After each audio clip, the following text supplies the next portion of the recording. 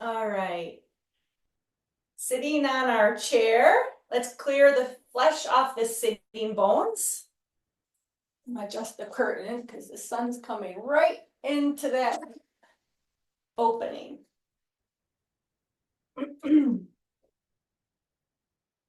And check with your legs. And we ideally want a 90-degree angle at the knee joint, 90-degree angle at the hip joint. So we look like a chair from the side. Nice tall back lifting up through crown. And the shoulders, let's wiggle the shoulders, roll them, shrug and roll.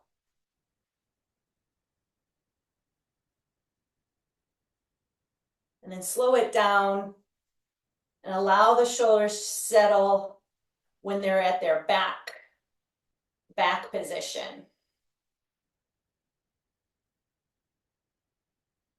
And now we will center with this beautiful posture we intentionally put our bodies in. We'll center with our breath, our pranayama. So if it helps to close the eyes to feel the breath, go ahead and close the eyes. You don't have to. Just noticing the breath come and go.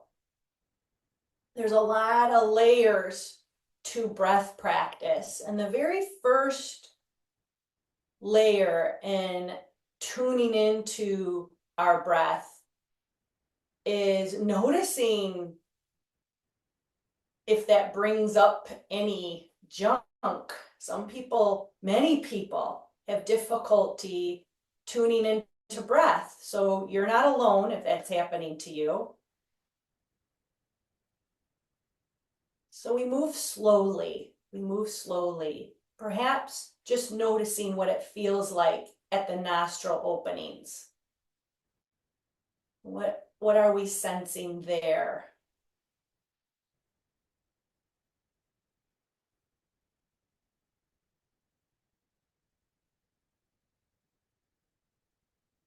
And what is our reaction as we sense it there?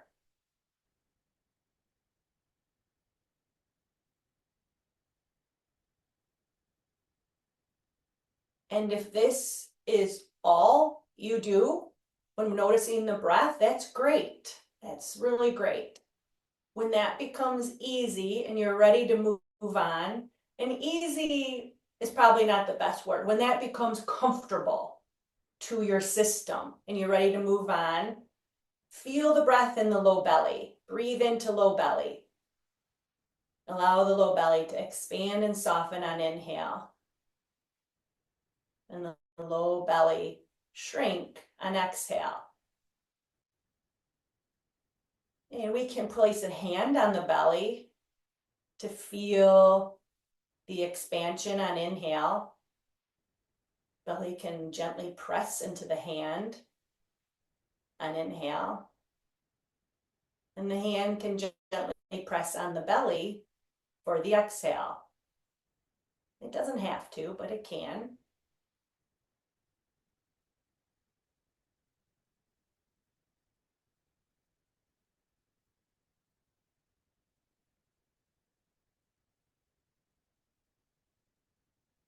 And this is a great place to stay and practice. If this is all the only place we get to ever, so many good things, so many benefits for this breath alone.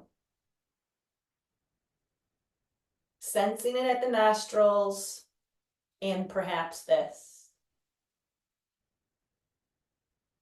And if this is comfortable and you're ready to move on, we can add the breath into two parts, breathing into the belly, halfway through the inhale, breathing into the chest.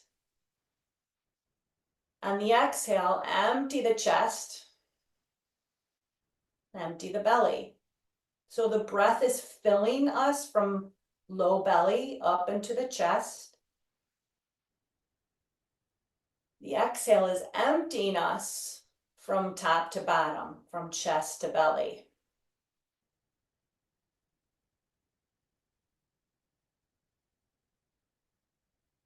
Some of you may still be noticing breath and how it feels at the nostrils. That's wonderful. All good. Some of you may be feeling the filling up and emptying at belly only, low belly only. Wonderful. Some of you may be practicing two-part breath, filling belly and then chest, emptying from chest to belly. That's wonderful too. All three options. There's no better or worse.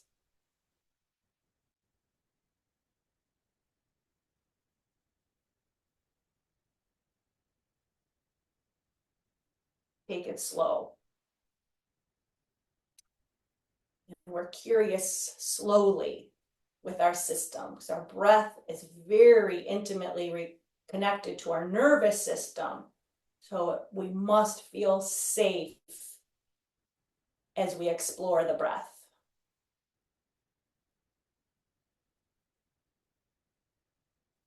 A couple more breaths with awareness wherever you are.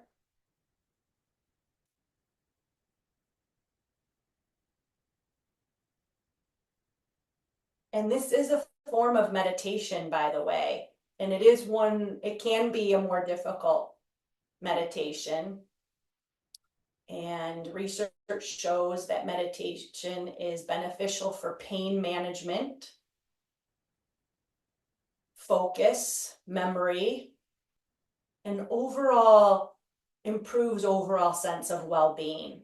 Okay, let's rock and roll on our sit bones, forward and back. Arching the spine, rounding the spine. Take it slow. And if you're comfortable connecting it with breath, please do. The inhale as the back arches and the chin lifts and the chest reaches forward. The exhale as we pull the belly back and the back rounds.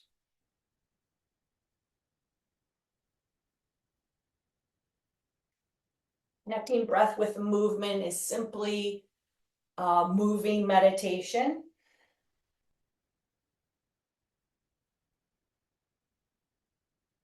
Not mandatory. Let's bring our awareness to the upper back, shoulders. As we roll the shoulders back, imagine the shoulder blades are closing inward, much like an elevator door closing towards the spine. And as we round the back, the elevator doors open, the shoulder blades open and slide apart. So the focus in our cat and cow postures are how are the shoulder blades moving? What do we feel? What do we envision? Most of us, because of our lifestyles and gravity, especially on our head, have stiff upper back, stiff shoulders. This is a wonderful warm-up to increase mobility into our shoulder joints. All right, very nice. Returning to seated mountain, let's roll the head around, drawing a circle with the chin. Nice and slow.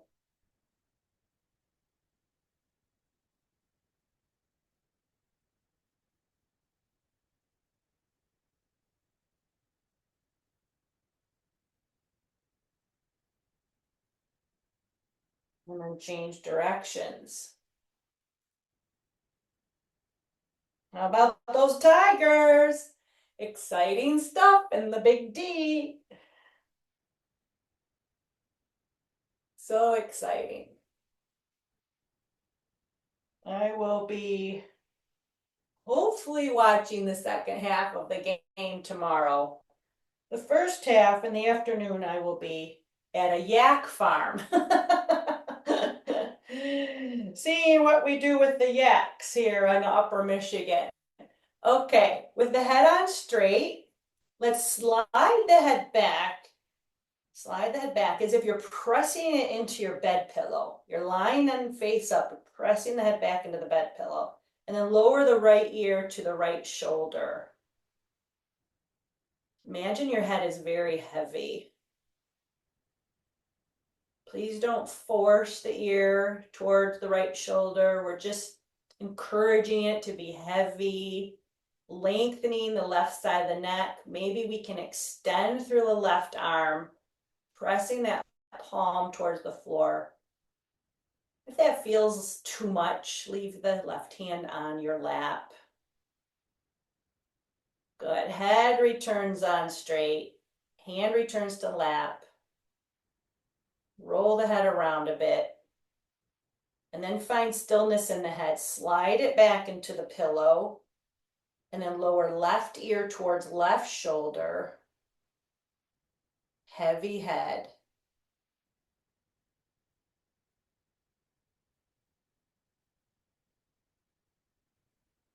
Maybe reaching out with the right hand. My mom sent me a little article that the combined salary of our whole Tiger roster is like I don't know, I don't want to misspeak, 18 million maybe, which is less than the pitcher for the Astros, the Hader, Hader, less than his salary, which is crazy to think about. Might be one of the reasons why they're so good is they're hungry. All right, hand returns, head returns. Let's roll the shoulders. Reach the arms out, tuck the thumbs in, wrap the fingers around, gentle fist. Let's roll the wrists, nice and slow.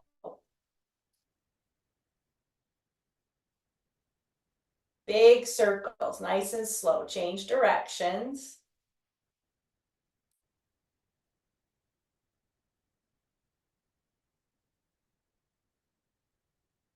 Release the fist, put the fingers all together like you're making a little Pac-Man with your fingertips. Place them on the shoulders. Elbows slide forward. They don't have to touch. And draw a big circle out. Out and back. We can think about our shoulder blades here as elevator doors. They're not just sliding in and out towards and away from the spine. They're also sliding up and down a bit as we circle the elbows.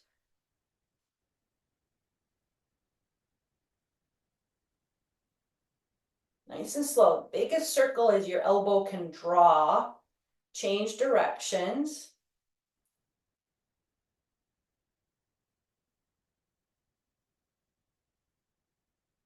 I'm so glad you all showed up this morning. Showed up for yourself. Showed up for one another. All right, one more time.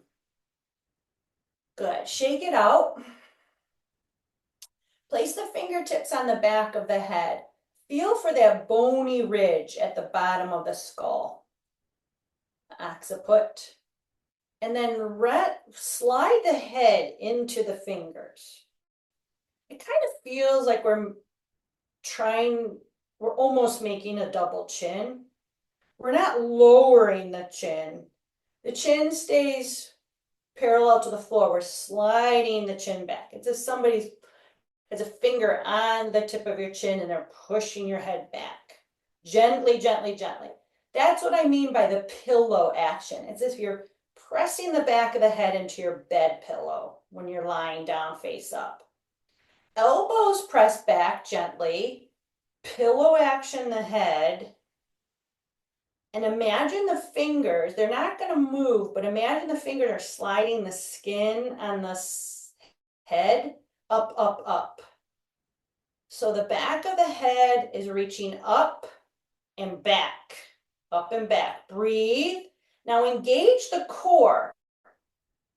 As if you're trying if you have more hands than two, and you're trying to zip up a tighter pair of jeans. Suck that belly in and up gently. Nothing's harsh here in yoga. Breathe. If there's space behind you, lean back a little bit. Lean back. Breathe. I feel the heat, man. I feel the heat.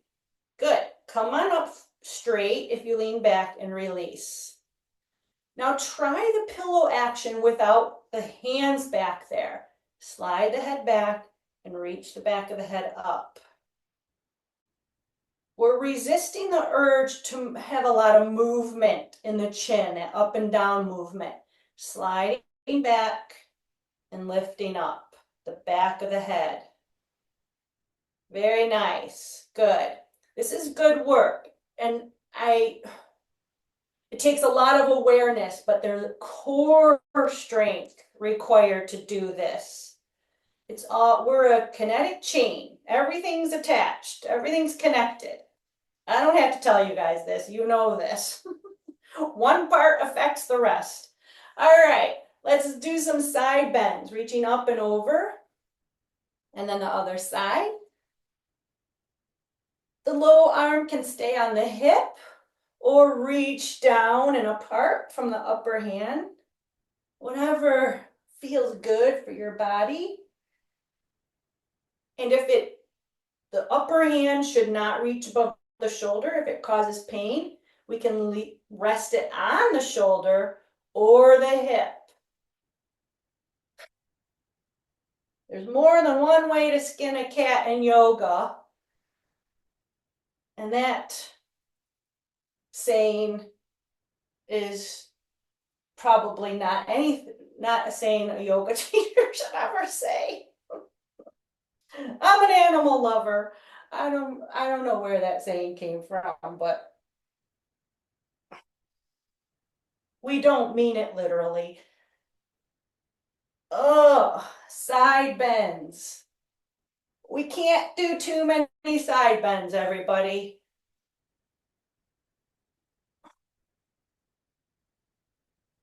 So good.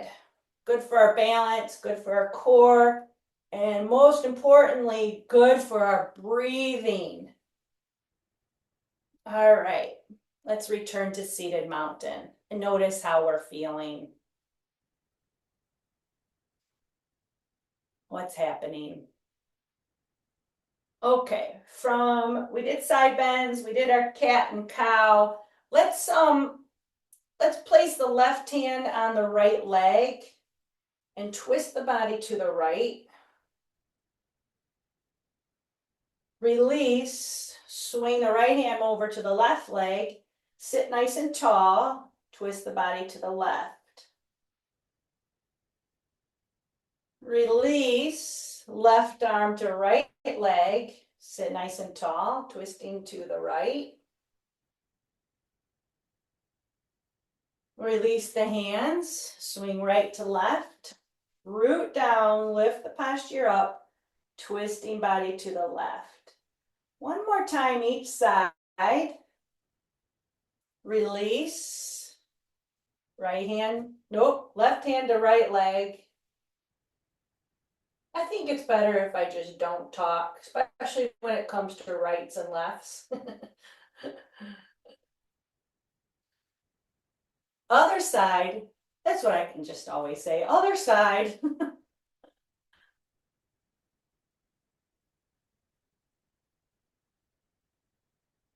And release. So that should complete both sides equally. Let's do some cat-cow just to reset the spine. The first round of cat-cow, we brought awareness, we zeroed in on the upper back, the shoulder blades. Let's change that to the lower back, the hips, the pelvis, the waist. So when you tuck the pelvis, tummy is firm and the pelvis is tilting back. Excuse me. When we tilt the pelvis, the tummy's reaching forward and the low back is arching more. And then reverse, tuck the pelvis, the low back is rounding more. So our focus is the pelvic tuck and pelvic tilt. We can picture a bowl. It's often referred to as a bowl. When it's tilted forward, the bowl is spilling forward. If the tea cup would be spilling forward. And then when we tilt it back, it's spilling out the back.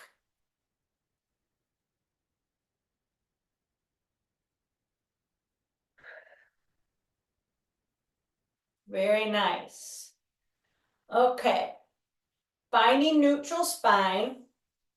This time we tilt the pelvis forward, but the whole spine comes with it. We're keeping everything straight and stacked above it. So this is a hinge action with a straight spine. And then we sit upright and then we tilt back and the whole spine comes back. So this is a little bit different from cat-cow. We're not flexing, extending the spine. It's hinge from the hip crease only. The pelvis is moving, but everything's following along in the same line. We can reach forward and pull back. Reach forward and pull back. A rowing action. Feel your feet connected. Feel a toned belly. Feel a lifted chest. And breathe. Of course, if you're sitting on the front half of your chair, there's more room to hinge backwards. How far you hinge backwards totally depends on the quality of the movement. We don't want to hinge so far back where we lose that lifted, strong posture, our core strength. This is to strengthen our core, not go beyond its strength. Next time we're hinged backward, it doesn't have to be far. It can be just, 5 degrees off center. Let's reach for a rope. So it's a little twist. The chest stays lifted. We're pulling. What are we pulling towards us? A chest, a treasure chest full of diamonds and gold. Keep the chest lifted. Belly is toned. Breath is breathing. And we can have a little smile on our face, knowing that when we're done, we're going to have this big treasure chest full of gold and diamonds. And we can laugh because we're not attached to material things.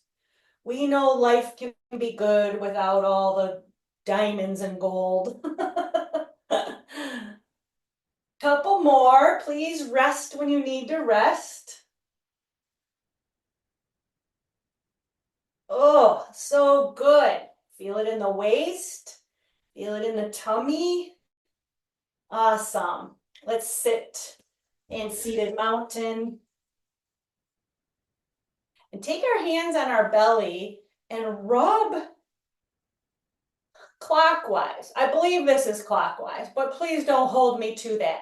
We would be rubbing up the right side, across the low ribs, and down the left. And across the low belly. Up the right, across, down the left. Up the right, down the left. Yeah, this is clockwise.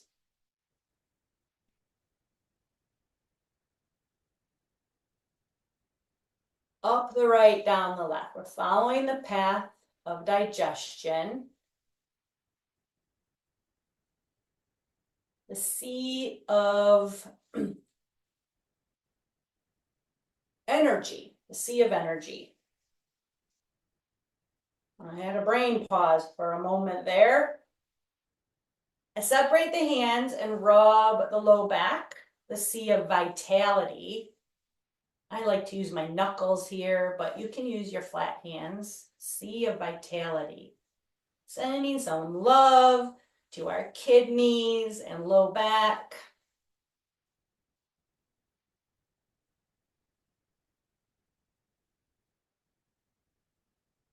And then hands on the chest. They go the other way. So up the left, across, and down the right. They can be flat hands or they can be Anjali Mudra hands, which look like prayer hands, and the thumbs are rubbing, the sides of the thumbs are rubbing the chest, up the left, across, and down the right. The sea of tranquility. Take a deep breath in, deep breath out. All right, release the hands to the lap. Let's lift one heel and then the other, pedaling the feet out.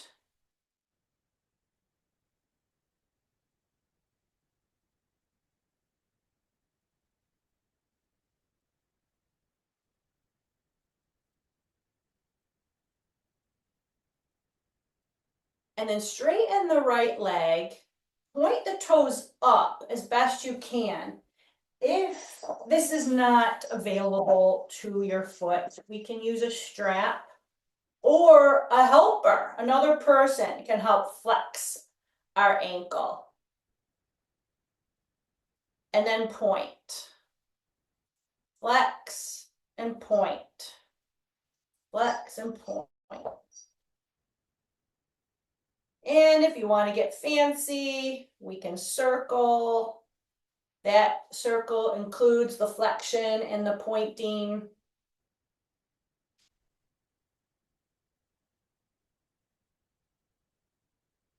If you're circling, change directions.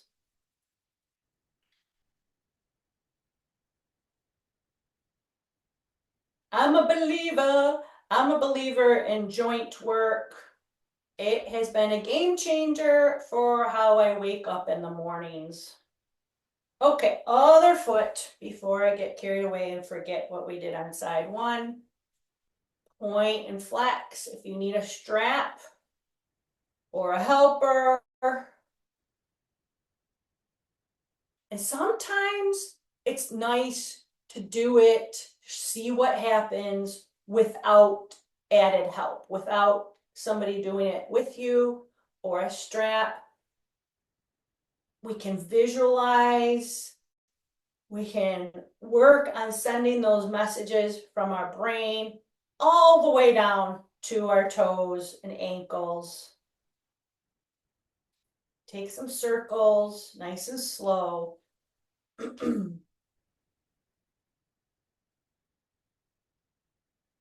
There is definite value to visualizing, and it's more than visual. We use as much creative brain cells as we can recruit to sense the movement in any way possible, how it felt, what it looked like. If we're in bare feet, what the air feels like between the toes, what the texture of our socks feel like, as many sensual memories, sensations as we can recruit. It's very, very powerful. If I did not say change directions out loud, please change directions.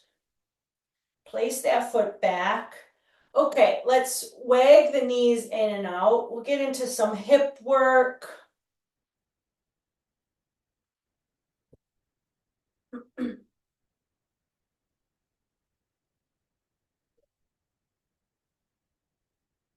Okay. All right, very nice. Let's hold the left side in seated mountain. Left leg is firmly standing, quote unquote standing. Root it down and wiggle the right leg. Wag it in and out, make circles, whatever your right leg is inclined to do. We can think to it, whisper to it, making ovals, circles, wagging it. We can get fancy and do the sideways figure 8. Really nice for hip mobility. Good. Let's hold the right side still, both sides still right now. Notice what we notice. And then start wiggling left side only. And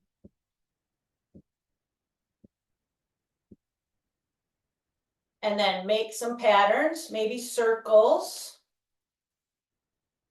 a few times each direction. Maybe right to the figure 8.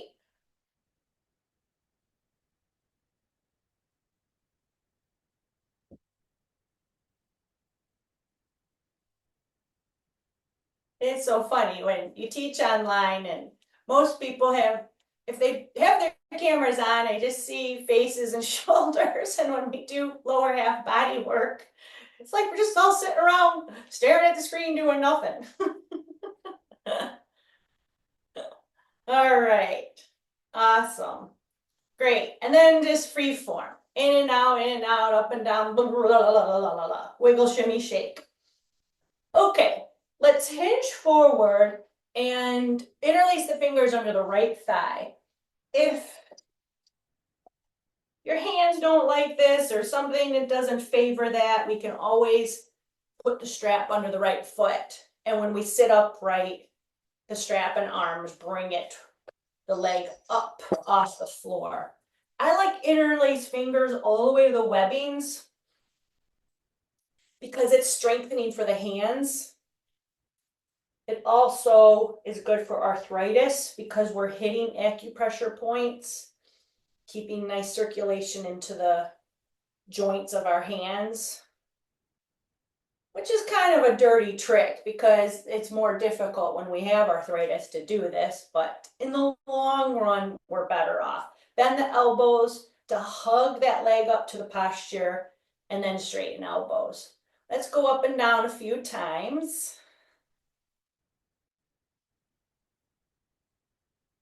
That might be why I don't like the strap all the time too, is it's hard for the hands to hold for any length of time. A necktie works better. A strap can be a little harsh. I'm not anti-strap, don't get me wrong. Circle. Watch your posture. Stay lifted in the posture. Change directions. When that knee is pointing outward, set the foot down so there's a bigger distance between the knees. Let's sit up nice and tall and twist the body towards the left. So it's looking more over the left leg. Lean on the right leg with your elbow. Left hand is to the hip. Root the feet down and squeeze the knees open. That right elbow can help press the knee open. Stay square in the bottom of the feet. Already core is engaging. We're rooting down, squeezing knees open, lifting the posture.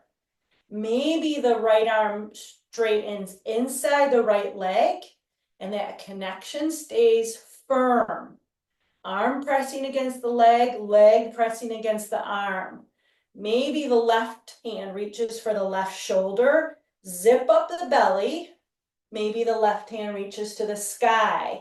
Triangle pose. We're rooting down, squeezing knees open, reaching down and reaching up. Breathe. Very nice. Hinge upright, arms come to T. And let's take the left hand and reach for the right hand. It probably won't reach all the way. And slide the fingers up the arm, across the chest, and back out. Kind of like a gentle, we're pulling the string of a bow. Reach for the string one more time, and then pull the string of the bow. And then straighten the arm. Hands to lap, sit up nice and tall, hinge forward. We're not twisted to the left anymore. We're right in the middle with the core, with the body, the torso. Hinge forwards, flat back, and then pull the belly in, rounded back as we roll up. Hinge forward, flat back. Pull the belly in, round up. The head stacks last. One more time.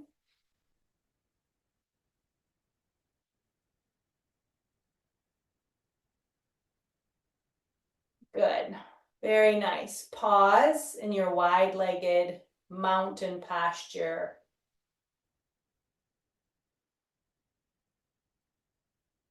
And then heel toe the right foot back to the front, joining the left foot in seated mountain. We hinge forward. Now we will do wind removing pose on left leg. So we can strap the left foot or interlace the fingers under the left thigh. We're hinging forward with a flat back, a lengthened spine, and then when we hinge back upright, the leg comes with us. With our cable arms and strap, or our cable arms and grip. Bend and straighten the elbows, hugging that thigh to belly.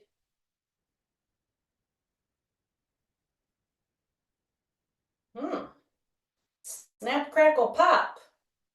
My left side is so noisy. Awesome. Circle.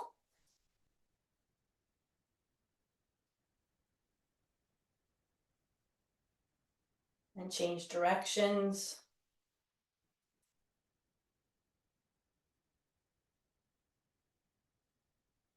So good. This is great to do when you're lying in bed, by the way. Hug your right knee to chest. Move it around. And then hug your left knee. When the leg is pointing outward, set it down so there's a wider stance between the feet and knees. Ankles are under knees. Sit up nice and tall. Twist a little bit of the torso to the, twist the whole torso, not a little bit of the torso, to a little bit to the right. Sit nice and tall. We're not jamming it. We're just going and stopping where the body needs to stop. Breathe. Sit nice and tall. And we're leaning onto the left thigh now with left elbow. Right hand on the waist or hip. Breathe. Root the feet down. Squeeze the knees open. Feet stay flat. So if you're tempted to roll on the outer edges of the feet, plug down to that big toe mound. Root through the entire foot, squeeze the knees open. That elbow can help hold that knee open. Breathe. Maybe the arm straightens inside the left leg. Maybe the right hand goes to the right shoulder. Keep rooting. Keep squeezing the knees open, pressing the feet down. Maybe the right arm reaches up. Breathe. Spread, if your arms are straight, spread out. Find a lot of length between the hands. Stretch them long. Breathe. Tone the belly. Breathe. Tilt upright. Look to the left hand. And now we're going to do that bow and arrow thing. The right arm sweeps towards the left. And then we drag it up the left arm, across the chest, and back out to T shape. Again, reach left and pull this string back. Let's do it one more time. Good. Good. Hands return to the lap. The body returns to neutral center. Center of the chin, chest, and belly button are all centered of the leg angle. Breathe. Let's swan dive forward, hinge forward. Keep your hands on your lap. Lengthen. Dip one shoulder and look behind you past the other shoulder. Come on back center. We're still hinged forward though. This is inhale. Exhale, dip the other shoulder. Look behind you. Inhale to return to looking straight down. Exhale to dip and twist.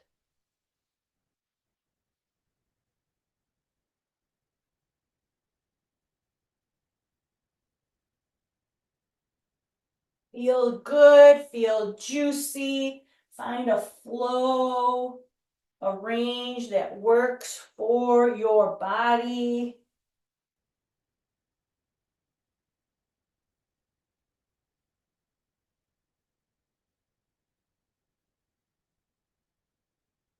All right. When you're centered, hinge upright, flip the palms face up on your lap, and pause for a moment and find a place where you feel stillness, calm, peace.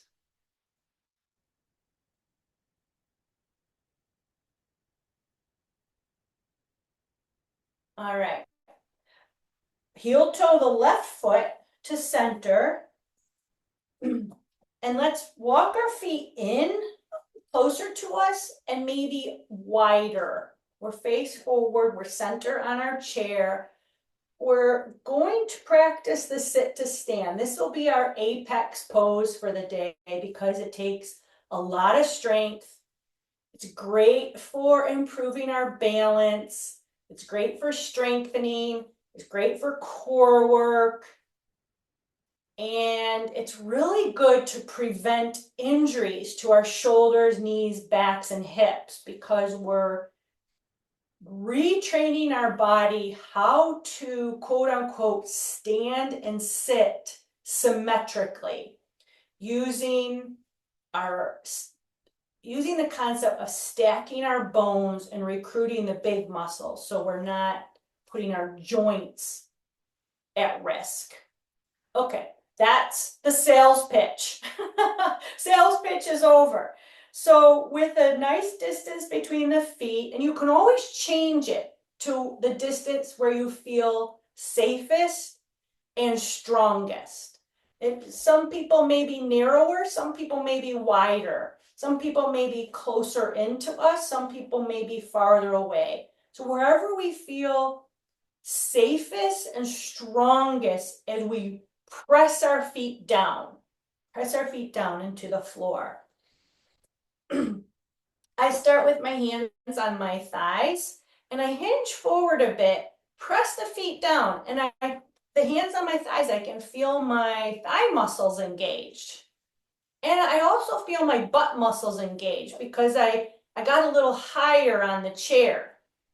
And then I let that go. I only hold it for a couple seconds because it takes a lot of work. Hinge forward just a bit, engage by rooting down. The butt muscles are squeezing and the thigh muscles are squeezing. And then let that go. One more time. We can reach out. Root down and let it go when you need to. We can take this further. Keep practicing sitting on the chair this way. Your body thinks it's standing, so the work is still amazing. We can take it further by leaning forward, pressing down, and maybe shifting the weight forward. So it's as if we're hovering over the chair, a little or a lot. The butt is way back, it's over the chair, and then we take a break. We let all those actions go. We can take it one step further. Reach forward, root down, and the more we root down, the more we will lift. And the legs will straighten. There's also, if this is something that appeals to you, but you don't feel safe actually standing, literally standing, put another chair in front of you or use the kitchen countertop and hold that with your hands. It's great practice because we're rooting through our hands as well. To come down, we slowly bend the knees And we must reach our butt way back to counterbalance as we hinge down. We're getting ready for ski season. This is like we're going down the ski jump now, right? Lots of strength in our thighs. You can feel your heart rate rise. Even if you didn't stand, literally stand, your body thinks it's standing. We're recruiting all the muscles it takes to stand, and it's raising our heart rate. Good stuff. Okay, let's come to a stand this way or however way you feel safest, and walk to the back of the chair. So the chair is in front of us and we can use it to safely balance. From standing mountain, I'll turn sideways so that if this is being recorded, and I think it is, it shows on the recording. From standing mountain, facing your chair, imagine that your knees are stacked right over the ankles. So we're looking at our bodies from the side, and our hips are stacked over ankles. Our shoulders are over hips, and our ear holes, the holes of our ears, are stacked over shoulders. We might have to do that little pillow action because most of us have that head forward posture going on. Thanks to gravity and time. And our shoulders and neck and our low backs and our cores are happiest if we don't have the head forward posture, that we strengthen and our head is on straight, stacked over our shoulders. Let's shift the weight into the left foot, left leg, and bend the right knee.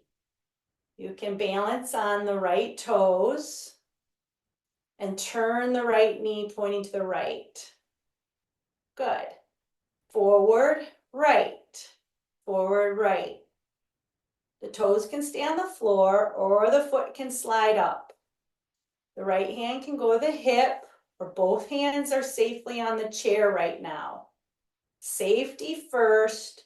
We're targeting the right hip muscle.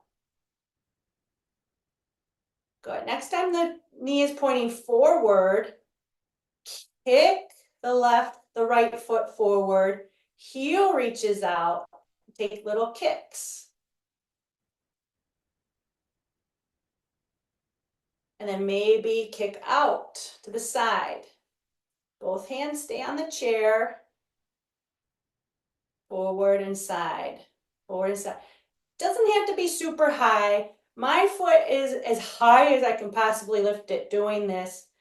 So just for the sake of the video, it can be low. We can draw a semicircle, a quarter circle on the floor, keeping the foot on the floor. And it doesn't have to be a big circle. Good. Set the foot down. Feel equal standing. If you need to wiggle and shake, please do. And we'll switch sides. Chair's in front of us. Shift weight into the right. Bend the left knee. Point the left knee out and in, out and in.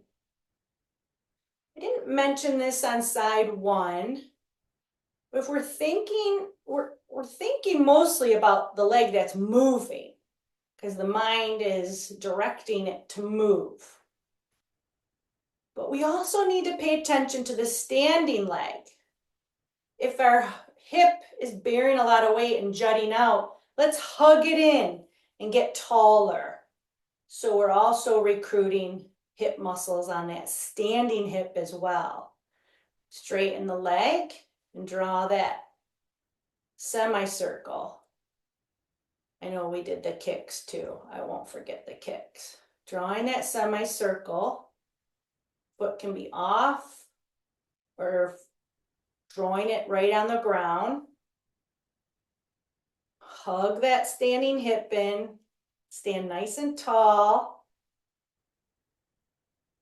Next time the foot is forward, lift it up and lift it down. Foot can be pointed or flexed.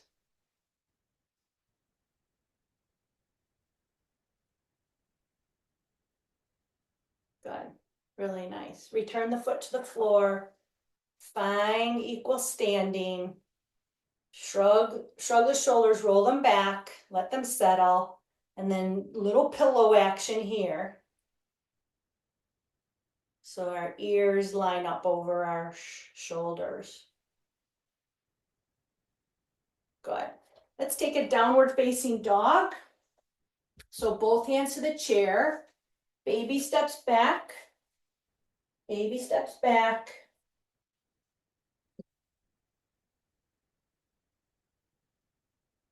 And then stick your butt out behind you, hinge forward, the head will be towards, if not between the arms.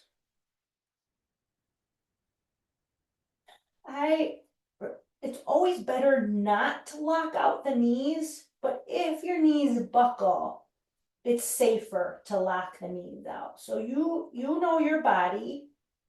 If you can safely have a little bend in the knees, that's great. We're reaching the sit bones back and the arms are reaching forward. This is another great way to use the kitchen countertop, not only for our sit to stand with our hands on the countertop, but for this posture as well.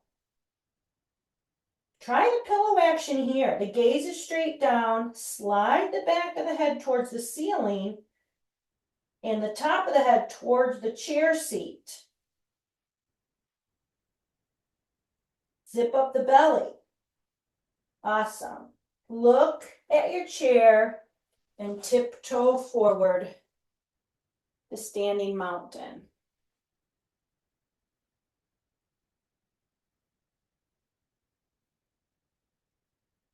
Good stuff. Let's point the left foot behind us and then lower the whole foot down. So the foot will be on an angle pointing out, and bend the right knee. This is warrior one stance. Breathe. There's probably a nice stretching sensation in the front of the left hip.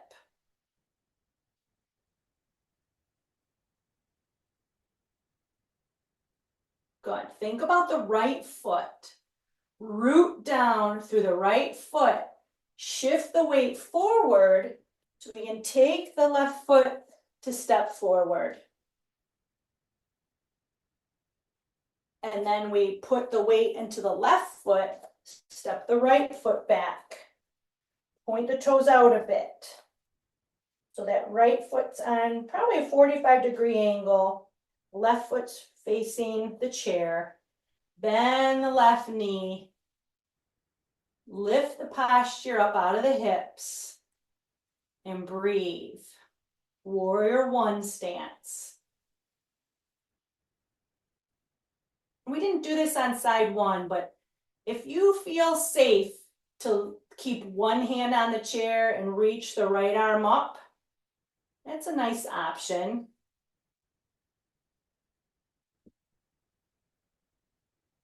Breathe. Feel the bottoms of the feet. Notice your stance. Lean forward, hinge forward, shift the weight forward into that forward foot. And when there's enough weight off the back foot, step it forward. Warrior one, Virabhadrasana A. Take a seat, everybody. Oh, bonus points. Okay, you get extra credit if you, make sure the seat is behind you so you don't land on the floor. Bonus points if you stand in front of your chair pretty close, start to bend the knees, stick your butt back, stick your butt back, stick your butt back. Maybe reach forward and put your hands on an invisible counter and sit down in that sit to stand fashion. It's also called chair pose. Isn't that ironic? Chair pose. All right, sitting in the chair. Let's sit back, support the back. Certainly, if you want to lay down on the couch or the chair or the floor, you're welcome to. For the final resting posture in our guided meditation, let's all take a deep breath in together. Exhale when you're ready. Twice more.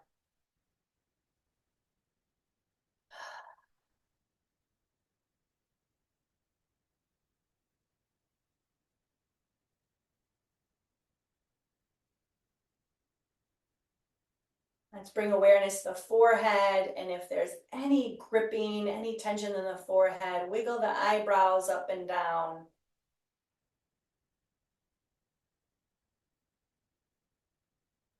And allow them to come to stillness with a little more softening.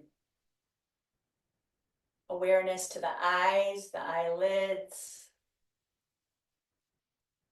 And if you wish for more relaxation, squeeze the eyes and release, squeeze and release a few times until you feel extra relaxation in the eye area.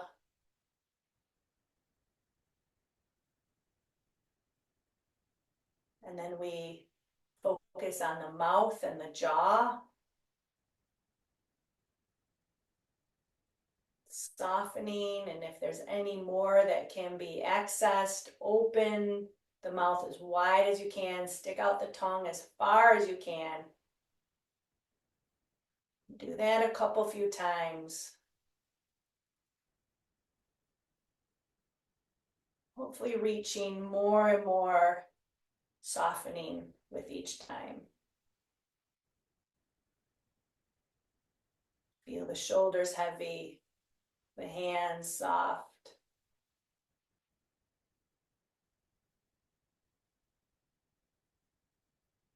Feet and legs heavy and soft. Allow yourself to let go. Even scanning the belly.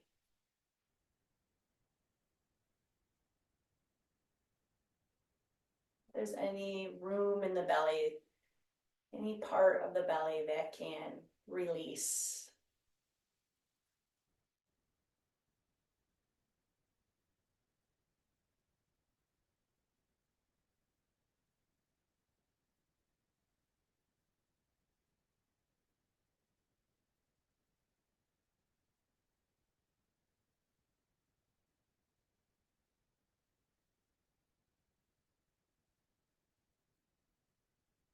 And then a very common and one of my favorite mantras to help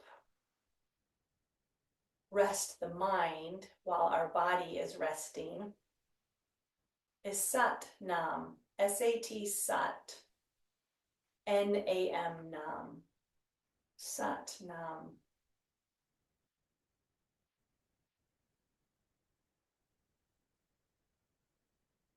Feel free to say it, whisper it, sing it, or think it. Sat Nam. Sat Nam.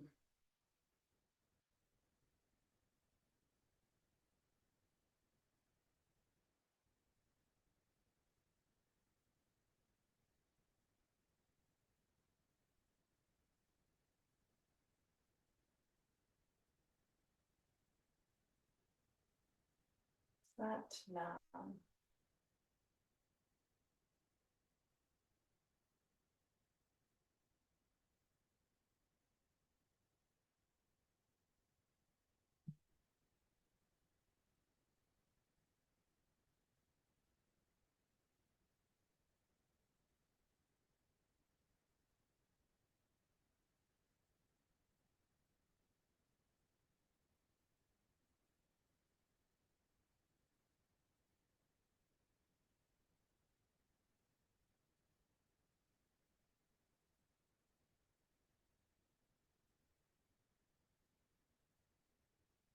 One more minute. If your mind is wandered off, gently bring it back to the mantra Sat Nam.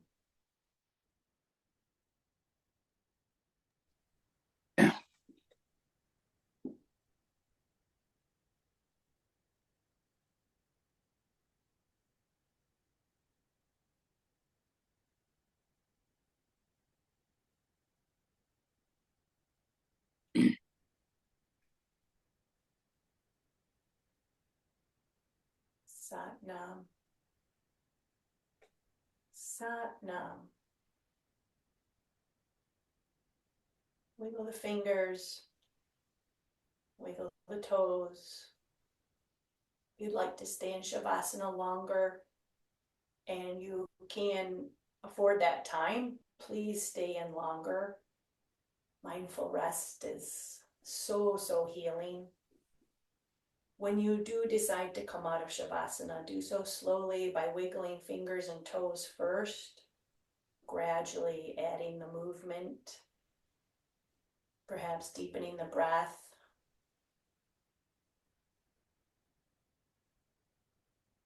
Placing the hands over the chest, feel the warmth, the connection. Let's all take a deep breath in together and hum the exhale.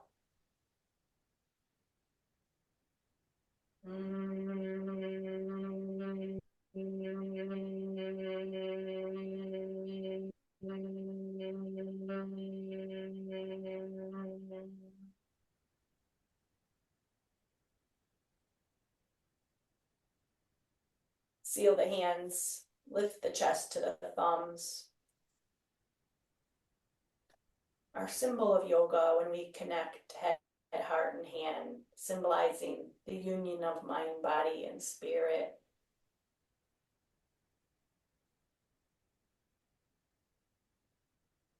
I thank you for your amazing light. I thank you for showing up to take care of your light. With so much gratitude for each and every one of you, I bow to you with love, peace, and joy. Namaste. Have a wonderful day.